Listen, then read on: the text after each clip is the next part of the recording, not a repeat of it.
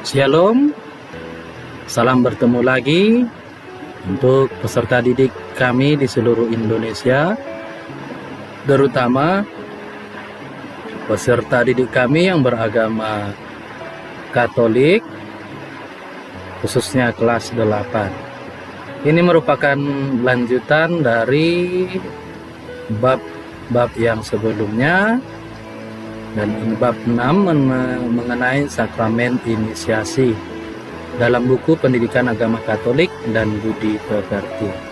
Tapi sebelum itu mari kita berdoa dulu untuk doa pembuka. Dalam nama Bapa dan Putra dan Roh Kudus. Amin. Allah Bapa yang penuh kasih, puji dan syukur kami aturkan kehadirat-Mu hingga hari ini. Mohon berkat-Mu ya Bapa untuk kegiatan belajar kami hari ini. Semoga hari ini kami mampu menghayati sakramen inisiasi sebagai sarana untuk bertemu semakin dekat dengan-Mu.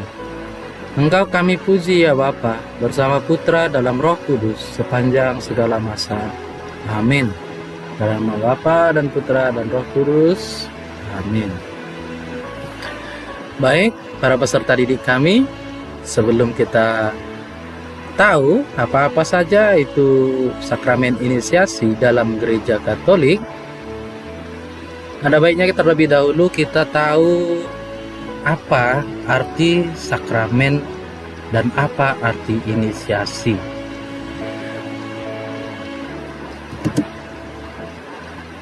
Nah, ini dia bagaimana pengertian sakramen itu sendiri. Sakramen sebagai tanda.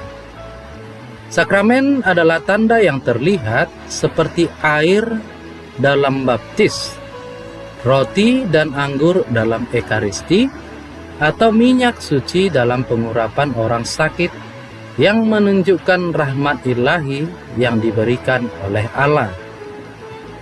Sakramen sebagai sarana.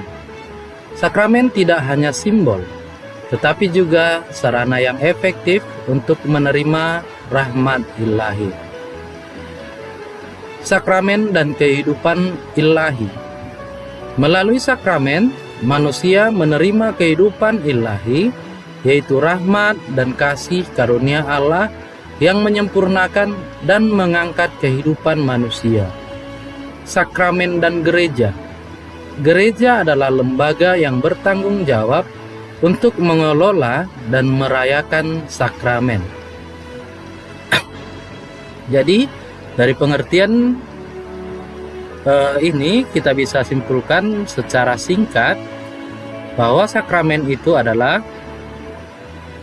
tanda dan sarana Allah hadir dalam diri manusia. Kita lanjut. Arti dari inisiasi.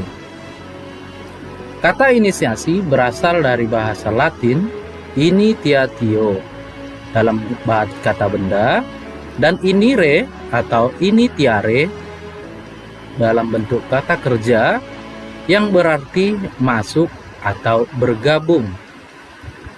Maka inisiasi berarti masuk atau memasukkan seseorang ke dalam suatu kelompok, dan sekaligus ada pihak atau kelompok yang menerimanya.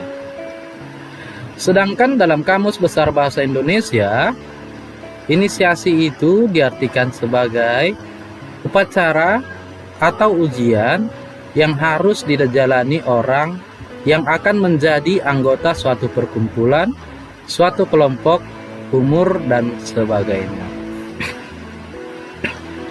Jadi bisa diartikan inisiasi itu adalah proses masuknya atau ujian seseorang untuk masuk dalam suatu kelompok, dalam suatu suku, dan sebagainya. Inisiasi dalam gereja Katolik bisa diartikan proses atau upacara yang akan dilakukan untuk masuk secara utuh dalam gereja Katolik. Nah, kita akan lihat sakramen baptis. Ini adalah sakramen inisiasi yang pertama yang akan diterimakan seseorang, baik itu proses baptis bayi maupun baptis dewasa. Dasar kitab suci dari ajaran tentang baptis ini cukup banyak, antara lain Yohanes 3 ayat 5. Aku berkata kepadamu, sesungguhnya jika seorang tidak dilahirkan dari air dan roh, ia tidak dapat masuk ke dalam kerajaan Allah. Pada ayat ini, Yesus menekankan pentingnya baptis sebagai jalan untuk masuk dalam kerajaan Allah. Lalu sakramen inisiasi dalam gereja Katolik yang kedua adalah sakramen Ekaristi.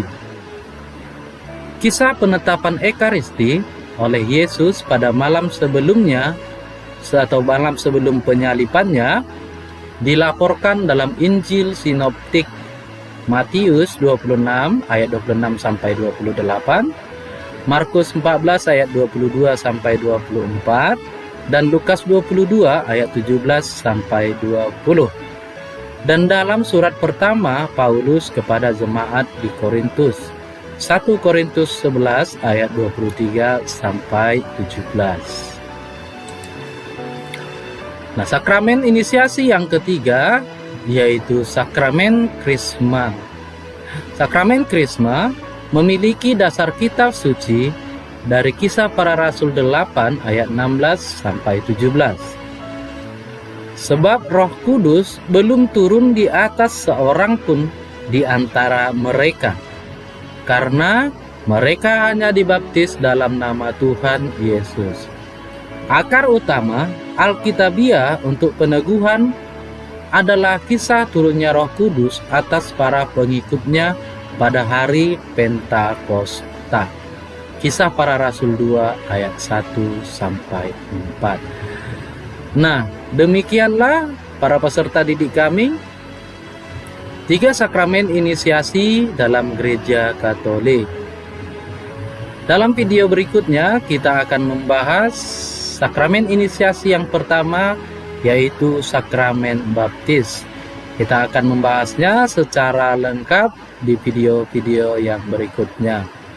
Juga akan kita bahas sakramen Ekaristi dan sakramen Krisma. Jadi tetaplah belajar. Jangan lupa, jika video ini bermanfaat, silahkan di-share kepada teman-teman kita. Dan jika video ini masih menurut adik-adik sekalian atau teman-teman sekalian masih kurang, silahkan di komen sebagai bahan masukan dan jangan lupa di subscribe. Baik, kita berdoa untuk doa penutup. Dalam nama Bapa dan Putra dan Roh Kudus. Amin. Tuhan Yesus, kami mengucap syukur karena telah memberi kami hikmat didikan. Semoga apa yang kami pelajari hari ini dapat berguna di kehidupan kami, di masyarakat, terutama di gereja. Demi Kristus Tuhan dan pengantara kami. Amin. Dalam nama Bapa dan Putra dan Roh Kudus. Amin. Ya, untuk peserta didik kami dan seluruh rekan-rekan yang lain, teman-teman kami, Bapak Ibu sekalian yang kebetulan menonton video ini, saya ucapkan banyak terima kasih. Dan jangan lupa di subscribe agar tidak ketinggalan video-video berikutnya. Untuk adik-adik kami, semangat belajar. Shalom, Tuhan Yesus memberkati. Amin.